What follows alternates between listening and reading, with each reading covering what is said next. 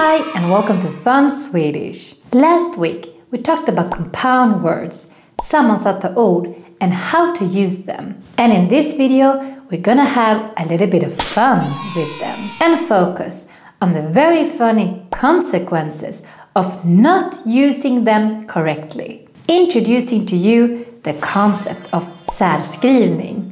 Särskrivning is a concept of writing something separately in two words, when it should be written sammansat, compounded into a one big word. A classic example is the word sjukgymnast. Sjukgymnast is a Swedish word for a physiotherapist, the person that takes care of you when you have some neck and back problem. But a sjukgymnast would mean something else. It would be a sick gymnast, or maybe someone at ICA writes on a sign prinskorv instead of prinskorv. In case you didn't know, prinskorv, written all together, is a special Swedish sausage. A classic for Swedish Christmas and Easter and Midsummer and many other Swedish celebrations and holidays. But if you write it like this, with a space in between, then it means something else. It is a prins. That is a sausage. Like we said last week, Swedes love to compound words. And as a general rule, you should think en grej, ett ord. One thing, one word. Let's look at some more examples. And stay until the end, because the two last ones are my favorite ones.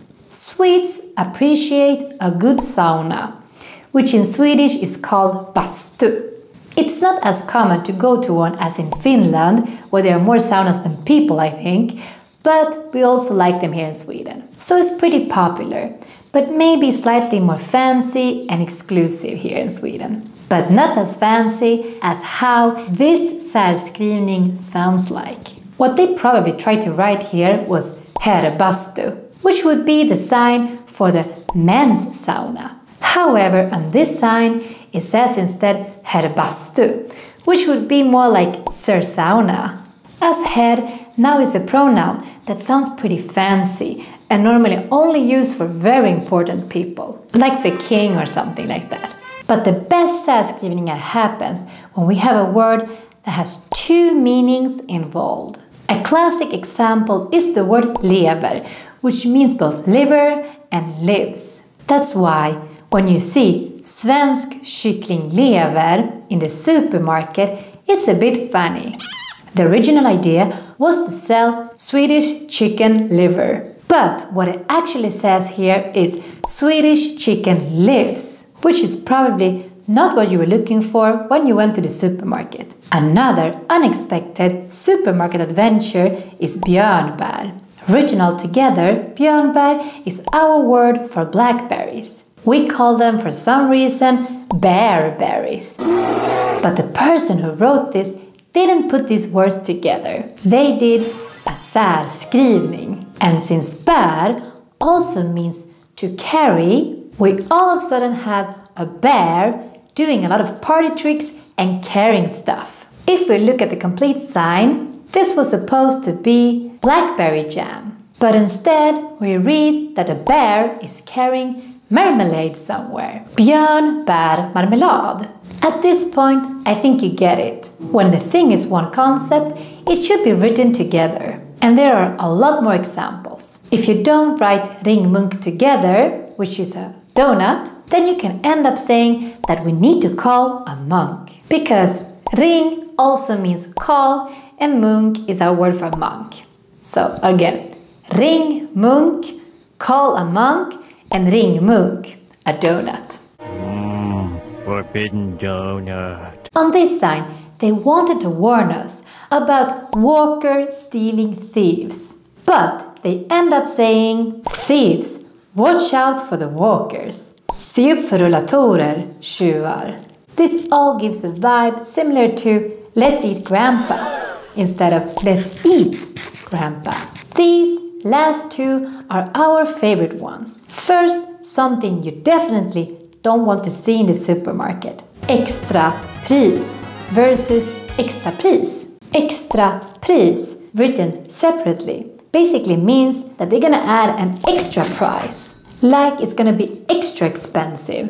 It used to cost 1,000 crowns, but now with the Extrapris, it's gonna cost 1,200 crowns. What they should have written was the compound word Extrapris, which is another way of saying that we have a discounted price. As if it used to cost 1,500 crowns, but now with the Extrapris, it's gonna cost 1,200 crowns. That sounds a bit better. And finally, a lovely message from Windows. Starting off with the left foot, something has gone wrong already, and the program has crashed. And to add insult to injury, Windows will not be sending the felrapport, which would be an error report.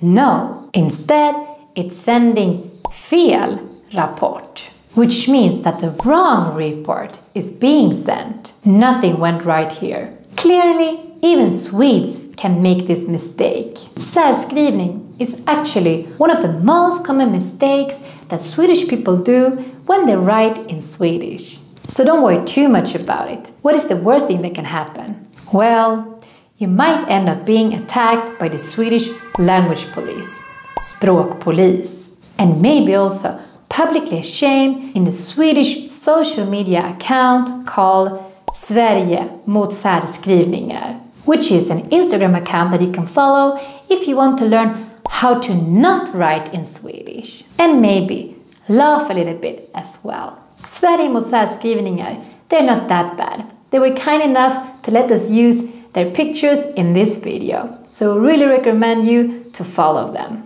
So, hope you like this video, and don't forget to put a like and subscribe before you go. Hej då!